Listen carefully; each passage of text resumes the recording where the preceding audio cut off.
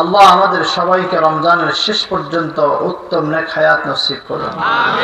আল্লাহ রমজানের রোজাগুলো রাখার তৌফিক দান করুন। আল্লাহ রমজানের বরকত আমাদের তকদিরে নসিব করুন। আল্লাহ তোমার হাবিব বদদুয়া করেছে, যে রমজান পেল গুনাহ মাফ করতে পারলো না সে হালাক। আল্লাহ এই বদদুয়া থেকে আমাদের হেফাজত করুন। আল্লাহ তোমার হাবিবের রহমত, তোমার হাবিবের দোয়া, তোমার রহমত, তোমার বরকত রমজানের মাধ্যমে আমার মতো অযোগ্যকে নেওয়ার তৌফিক দান করেন। আল্লাহ আমি তো খাকসার, আমি তো কমিনা, আমি তো আজিজ, আমি তো কমজোর, আমি তো লাগর, আমার চেয়ে অধম কেউ নাই, আমার চেয়ে দুর্বল কেউ নাই। আল্লাহ আমি একটি কথা বলার যোগ্যতাও রাখি না। আল্লাহ আমি একবার পলক দেওয়ার যোগ্যতাও রাখি না। আল্লাহ একটি কথা শোনার যোগ্যতাও রাখি না। আল্লাহ আমি এত দুর্বল যে আমি তোমাকে ডাকার শক্তি পর্যন্ত আমার নাই। আল্লাহ আমি একটি নিঃশ্বাস নেওয়ার যোগ্যতাও রাখি না। তুমি দয়া করেছো বিদায় নিচ্ছি, তুমি দয়া করেছো বিদায় দেখছি, তুমি দয়া করেছো বিদায় শুনছি, তুমি দয়া করেছো বিদায় ধরছি, তুমি দয়া করেছো বিদায় হাসছি, তুমি দয়া করেছো বিদায় পান করতে পারছি, তুমি দয়া করেছো বিদায় খেতে পারছি, তুমি দয়া করেছো বিদায় আমি সুস্থ আছি, তুমি দয়া করেছো বিদায় আমি সুঠাম দেহের অধিকারী হয়েছি, তুমি দয়া করেছো বিদায় আমি বিছানা পেয়েছি, তুমি দয়া করেছো বিষয়ে আমি ঘর পেয়েছি, বাড়ি পেয়েছি, আসমান পেয়েছি, জমিন পেয়েছি, তুমি দয়া করেছো বিদায় আমি ভাই বন্ধু পেয়েছি, তুমি দয়া করেছো বিদায় আমাকে মানুষ চিনে, তুমি দয়া করেছো বিদায় আমাকে মানুষ জিজ্ঞেস করে কেমন আছো, তুমি দয়া করেছো বিদায় আমার সন্তান আমার পাশে থাকে, তুমি দয়া করেছো বিদায় আমার খবর এখনো আমার স্ত্রী নেয়, তুমি দয়া করেছো বিদায় এখনো আমার সন্তান আমাকে আব্বু বলে ডাকে। তুমি যদি দয়া না করতে কুকুরের শিকারের মতো অবস্থা হতো তো হয়তো আমি বয়স্ক হয়ে যেতাম, আমার সন্তান আমার খবর নিত না, আমি বয়স্ক হয়ে যেতাম, আমার বাবা আমার খবর নিত না, আমি বয়স্ক হয়ে যেতাম, আমার মা আমাকে আদর করতো না, আমি বয়স্ক হয়ে যেতাম, আমার সন্তান আমার সুখে দুঃখে পাশে থাকতো না। তোমার বিশেষ দয়ার কারণে আমি অধম এই পর্যন্ত আছি, তোমার কারণেই আমি জমিনে আছি, তুমি তো আমাকে সব কষ্ট, তুমি আমার মুসিবতে যদি তাসাল্লি না দাও, তুমি আমার মনের কষ্টে যদি আমাকে তাসাল্লি না দাও, আমার আর কেউ নাই, আমার আর কেউ নাই। সে আহকামুল হাকিমিন রব্বুল আলামিন আমাকে ডেকে বলে, ইয়া আইয়ুহাল্লাযীনা আমানু, হে ঈমানদার। কাফের বলে নাই, মুনাফিক বলে নাই, মুশরিক বলে নাই, ইহুদি নয়, নাসারা নয়, আমাকে ঈমানদার বলে। এমন ঈমানদার যে ঈমানদারকে আল্লাহ পছন্দ করে। সুবহানাল্লাহ, জোরে বলেন সুবহানাল্লাহ। आप सारे मेरी बात समझते हो तो? আমার কথা সবাই বুঝতে পারতেছেন তো? আমি তো আমার রবকে চিনি না। আমার রব যে আমাকে এত দয়া করছে এটা আমি অনুভবই করছি না। আমি মনে করছি এগুলো পাচ্ছি, পৃথিবীর দ্বারা আমি পাচ্ছি। আমি এই পানি হাতে কসম খেয়ে বলতে পারবো, আপনি ঘরে ঘরে যান, হেঁটে দেখেন, বাবা আছে ছেলে আছে সম্পর্ক নাই, স্বামী আছে স্ত্রী আছে সম্পর্ক নাই, সুসম্পর্ক নাই, দাও কুমড়ার মতো সম্পর্ক। ভাই আছে ভাই আছে, একজন একজনকে সাহায্য করতে পারে না। ভাই আছে বোন আছে, ভাই বোনকে দেখতে পারে না। ভাই আছে বোন আছে, খবর নেওয়া পছন্দ করে না। বাবা আছে সন্তান আছে, আব্বু কেমন আছে এতটুকু পছন্দ করে না। ছেলে কখনো বাবার খবর নেয় না। তো আমার তো নিচ্ছে, আমি তো পাচ্ছি, এটা আমার পাওনা নয়, এটা আল্লাহর দেওয়া, এটা আমার যোগ্যতা নয়, তিনার দয়া, তিনি দয়া করেছে। আমি দয়া পাওয়ার যোগ্য নয়, তিনি দয়া করার যোগ্য। আমি তো কুত্তা, আমার তো কোনো হাইসিয়ত নাই, আমার তো কোনো শান নাই, আমার তো কোনো ব্যক্তিত্ব নাই। লাম ইয়াকুন শাইআন মাযকুরা, আমি কিচ্ছুই না। আমাকে তিনি সৃষ্টি করেছেন, আমাকে তিনি বানিয়েছেন, আমাকে তিনি বড় করেছেন, আমাকে তিনি দুনিয়াতে পাঠিয়েছেন, আমাকে তিনি আমার মার বাপের কোলে পাঠিয়েছেন, আমাকে তিনি আমার আব্বা আম্মার কোলে পাঠায়া তাদের অন্তরে আমার ব্যাপারে মহব্বত সৃষ্টি করেছেন। কি করছেন কি করেন না? জোরে বলেন। ওই রবে ডেকে বলে, ইয়া আইয়ুহাল্লাযীনা আমানু, ঈমান ওয়ালো, হে ঈমানদাররা, কেননা আমার কাছে পছন্দ ব্যক্তির নাম আব্দ। আব্দের পরে আব্দ, ওই আব্দকে আমি আব্দ বলি যে আব্দ ঈমান এনেছে। যে গোলাম বলে আমানতু বিল্লাহ, যে গোলাম বলে আশহাদু আল্লা ইলাহা ইল্লাল্লাহ, যে গোলাম বলে আশহাদু আন্না মুহাম্মাদার রাসূলুল্লাহ, যে গোলাম বলে ওয়া তুকিমাস সালাহ, যে গোলাম বলে ওয়া তুতিয়াজ যাকাত, যে গোলাম বলে ওয়া তাসুম রমাদান, যে গোলাম বলে ওয়া তাহিজ্জাল বাইতা মান ইসতাতা ইলাইহি সাবিলা। যে বলে না সে আমার আব্দ না, যে স্বীকার করে না সে আমার আব্দ না। বুঝতে পেরেছেন? এরা কুত্তার মতো, কুকুরকে খাওয়া একেও খাওয়াচ্ছে, শুকুরকে খাওয়া একেও খাওয়াচ্ছে। শুকুর জান্নাতে যাবে, তাই না? আপনাদের এলাকার শুকুররা জান্নাতে যাবে? সবাই তো বলছে না, স্বীকার করতে হবে। শুকুররা জান্নাতে যাবে? পৃথিবীর কোনো কুত্তা জান্নাতে যাবে? ওই একটা কুত্তা হবে, ওটা বাদ, ওটা আওয়ারস, ওটা ভিন্ন, ওটার সাথে শর্ত আছে, এদের সাথে শর্ত নাই। কি 10টা পশু জান্নাতে যাবে? কয়টা? তার মধ্যে ওই কুত্তা একটা। মুসা আলাইহিস সালাম হযরত সুলাইমানের সাথে যে পিঁপড়া কথা বলছে ওই পিঁপড়াটা। এভাবে প্রত্যেক নবীর সাথে কিছু কিছু মাখলুকের লেনদেন হয়েছে, ওই মাখলুকগুলা, এছাড়া আর কেউ না। সুবহানাল্লাহ। তাইলে পৃথিবীর কোন কুত্তা জান্নাতে যাবে না, শুকর জান্নাতে যাবে না। তো আমাদের মতো বহু কুত্তা আছে, হাত আছে, পা আছে, কিন্তু চরিত্রে আল্লাহ তাকে কুত্তা বলেছে। চরিত্রে তার নাম শুকর, চরিত্রে তার নাম এর চেয়ে নিকৃষ্ট, এর চেয়ে অধম, এর চেয়ে নিকৃষ্ট, এর চেয়ে অদ্ভুত আল্লাহর জমিনে আর কোন মাখলুক নাই। বলেন নাউযুবিল্লাহ। আওয়াজ তুলে বলেন নাউযুবিল্লাহ। আর একটু মুহাব্বতের সাথে বলেন নাউযুবিল্লাহ।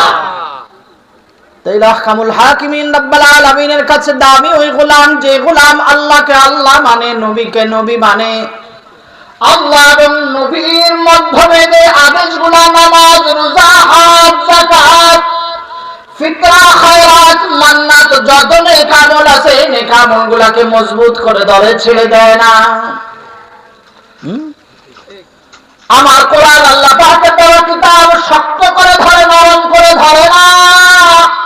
কিছু মানে কিছু ছাড়া এমন নয়, বরং জামিয়া একেবারে শক্ত করে আমার কিতাবকে ধরে। আল্লাহ যা বলে তা মানে, নবী যা শিখিয়েছেন তাই করে। ঈমানদারের ঠিকানা জান্নাত। কোথায় ঠিকানা? জান্নাত। ঈমানদার তো আমি হতে পেরেছি কিনা আমার লেবাসে বলবে। ইনি যদি মুহিব্বে রাসূল, আশিক রাসূল না হতেন, বেচারার মাথায় টুপি থাকতো না, বেচারার চুল আপনাদের মতো শুকুর আর কুকুরের মতো লম্বা থাকতো, বেচারার ভিতরে যদি হুব্বে রাসূল না থাকতো, দাড়ি থাকতো না, খাটো খাটো ব্রাশের মতো থাকতো, অথবা ক্লিন শেভ থাকতো। কি দেখবেন বহু মানুষ বলে 40 হাত দূর থেকে দেখলে এই দাঁড়িয়ে, এগুলা হলো জমানার শ্রেষ্ঠ বাটপার। এই দল জমানার শ্রেষ্ঠ বাটপার দল, এই দল এই জমানার শ্রেষ্ঠ মুনাফিক দল, এই দল এই জমানার আবু লাহাবের দল, এই দল এই জমানার উবাই ইবনে সুলুর দল। এদের লেবাস বড় চমৎকার, এদের নাম বড় চমৎকার, এদের আখলাক উবাই ইবনে সুলুর চেয়ে খারাপ। এদের ভিতরে শুধু ইসলাম ইসলাম ইসলাম ইসলাম চকলেটের মতো, কিন্তু ভিতরে পুরা বিষ। ভিতরে পুরা কি আপনারা স্বীকার করেন না নাকি? আহকামুল হাকিমিন রাব্বুল আলামিনের মুহাব্বত যার কাছে যে পরিমাণ হবে, সেই ওই পরিমাণ মুত্তাবিয়ে আহকাম হবে। আপনি যদি 1% কোরআন মানেন, কোরআন জানেন, তো 1% মানবেন। আবার 1% জানেন, 1% মানেন না, তাহলে আপনি শয়তানের চেয়ে ডবল শয়তান।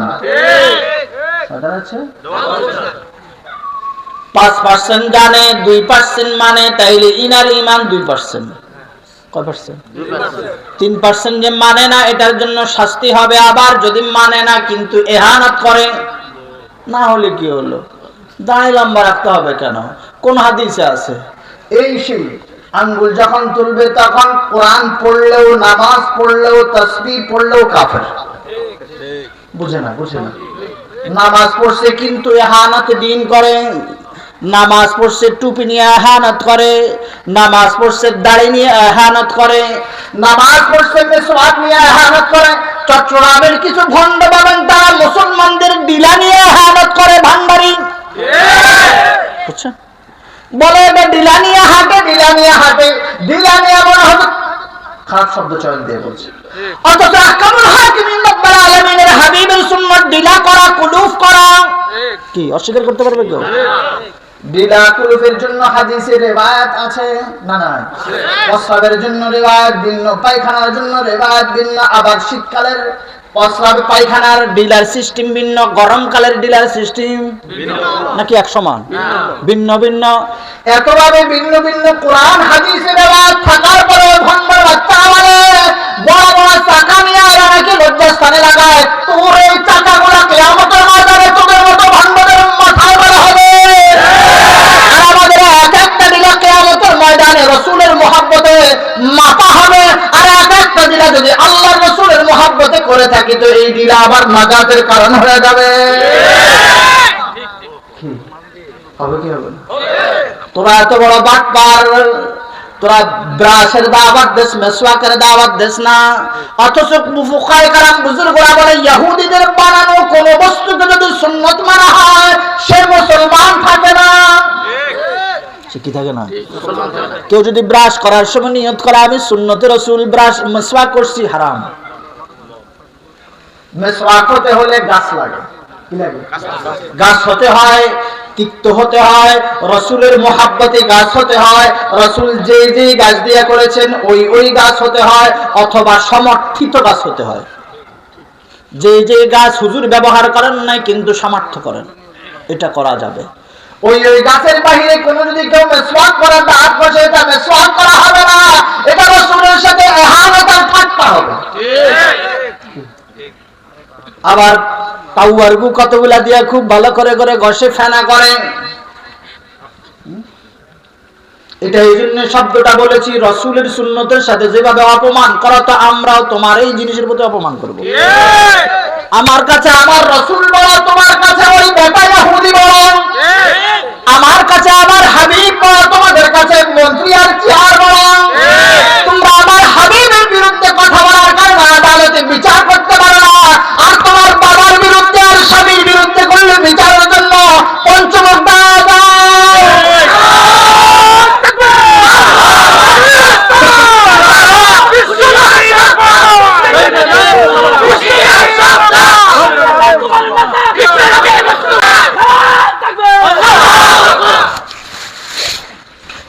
ভেতরে জলে তো ফোড়াটা আমার, আপনাদের না। এই জন্য চিৎকার করি আমি। ক্ষুধাটা আমার লাগছে, গায়ে আগুন আমার। যে মুসলমান তার গায়েরও একই আগুন হবে, আর যে মুসলমান না তার গায়ে আগুন লাগবে না। তুই যদি হালাল দাদা হস, তোর নবীর উপরে কথা বললে তুই কখনো চুপ থাকতে পারবি না। আর তুই যদি হারাম দাদা হস, তোর বাবা না তোর সামনে তোর মায়ের সাথে যারা করলো তোর গায়ে লাগবে না। কেননা তুই শুকুরের বাচ্চা। কিসের বাচ্চা?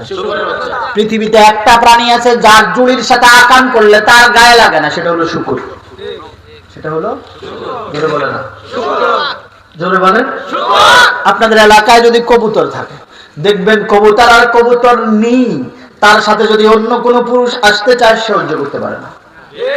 আমার ঘরে আছে, আমি জানি। ঝগড়া লাগায় দেয়, কোপায় একটা একটা শেষ করে দেয়, হাত ডানা সব ভেঙে দেয়। তুই আমার বউর কাছে আসলি কা? দেখবেন জনাব ডিউজি সাহেব, কুত্তা সাহেব, ডিওজি ডগ, হ্যাঁ জনাব ডিউজি সাহেব যিনি আছেন, আবার ডিআইজি মনে করবেন না। ওদের স্বভাবও যদি এটা হয় তারাও এটা। পদ হলে কি হলো? স্বভাবে যদি ইনসান না হয়, পদ হলে কি ইনসান হয়ে যায়? আল্লাহ হেফাজত ফরমা, আমিন। এই জন্য আহকামুল হাকিমিন রব্বুল আলামিনের হাবিবের বিরুদ্ধে চয়ন করে তারা মামলা খুঁজে পায় না, আর বলে সেই ক্ষমা চেয়ে যারে মুহাম্মাদের বিরুদ্ধে কেউ গালমন্দ করে তাকে ক্ষমা করার অধিকার কারো নাই। স্বয়ং যে মুহাম্মদকে আল্লাহ বানিয়েছেন সে আল্লাহ ওই মুহাম্মাদের গুস্তাখকে ক্ষমা করে না। আবু জাহেল মুহাম্মাদের সাথে গুস্তাখি করে নাই, কিন্তু আবু লাহাব গুস্তাখি করেছে। আবু জাহেল বেয়াদবি করেছে, গুস্তাখি করে নাই। আবু জাহেল কি করছে? জোরে বলেন, কি করে নাই? হুজুরের নাম ধরে কিছু বলে নাই। আবু জাহেল সে কাফের বটে, কিন্তু নিকৃষ্ট কাফের আবু লাহাব। নিকৃষ্ট কাফের আবু জাহেলের নাম কোরআনে কোথাও নাই, কিন্তু আবু লাহাবের নামে সূরা আছে। আছে না নাই? পৃথিবীর প্রথম মুহাম্মাদের নাম ধরে যে হাত দিয়া আবু লাহাব এক হাত ব্যবহার করেছিল, আর আল্লাহ আবু লাহাবের দুই হাত ধ্বংস করে। কি আবু লাহাব একবার বলেছে তাব্বাল্লাকা ইয়া মুহাম্মদ আলিহাদা জামাতানা। কয়বার বলছে? জোরে বলেন। আর আল্লাহ পাক কোরআনের আয়াত মান সূরা নাযিল করে পুরো বিশ্বের সবার জন্য ফরজ করে দিয়েছেন। আবু পুরা 30 পারা কোরআন পড়লেন, কিন্তু সূরা লাহাব পড়লেন না, আপনার খতম হবে না। হবে না। আবু লাহাবের সূরা, তার শাস্তির এই সূরা আমি একটু বেশি পড়ি, মজা করে করে পড়ি, খুব স্বাদ দিয়ে পড়ি, কেননা যতবার পড়বো ততবার আবু লাহাবের পাছায় বাড়ি মারবে, আর আমি মজা পাবো। পড়েন। তাব্বাত ইয়াদা আবি লাহাবিন ওয়া তাব মা আগনা আনহু মালুহু ওয়া মা কাসাব সায়াসলা নারান যাতা লাহাব ওয়া ইমরাতুহু হাম্মালাতাল হাতাব ফি জিদিহা হাবলুম মিন মাসাদ। বলেন আমিন। আমিন। আরো জোরে বলেন আমিন। এজন্য বন্ধুরা, মুহাম্মাদের ইজ্জতের উপরে যারাই কথা বলবে তাদেরকে হত্যা করে দেওয়া ছাড়া দ্বিতীয় কোনো রাস্তা নাই। আল্লাহকে যদি কেউ গালি দেয়, আল্লাহর বাবা তুলে গালি দেয়, মা তুলে গালি দেয়, শান তুলে গালি দেয়, 3 দিন 7 দিন কারাগারে ঢুকায়া তওবার সুযোগ আছে। কিন্তু হাবিবুল্লাহ মুহাম্মদুর রাসূলুল্লাহর শান, মান, ইজ্জত, ওয়াকার, স্ত্রীকে নিয়ে, আহলে বাইতকে নিয়ে কথা বললে ছাড় নাই, হত্যার বিকল্প নাই। আর তোরা বলিস সে মাপ চাইছে, বেড়া মাপ চাওয়ার অধিকারই তো নাই। মাপ চাওয়ার যে বলেছে মাপ চাইছে এটার সহ হত্যা করো, যে বলেছে আমার কাছে মাপ চাইছে এটা সহ শেষ করো। রাজি আছেন আপনারা? সবাই রাজি? আল্লাহ আমাদের এই জজবাকে কবুল করুন। আমাদের মধ্য থেকে কাউকে তোমার রাসূলের আশিক বানিয়ে তাকে হত্যা করার তৌফিক দান করুন। আল্লাহ আমাদের মধ্য থেকে কারো রক্তের ভিতরে তোমার হাবিবের জজবা দিয়া আমাদের মধ্য থেকে কাউকে তাকে হত্যা করার তৌফিক দান করুন। আল্লাহ আমাদের রক্তটা তোমার হাবিবের জন্য হালাল করুন।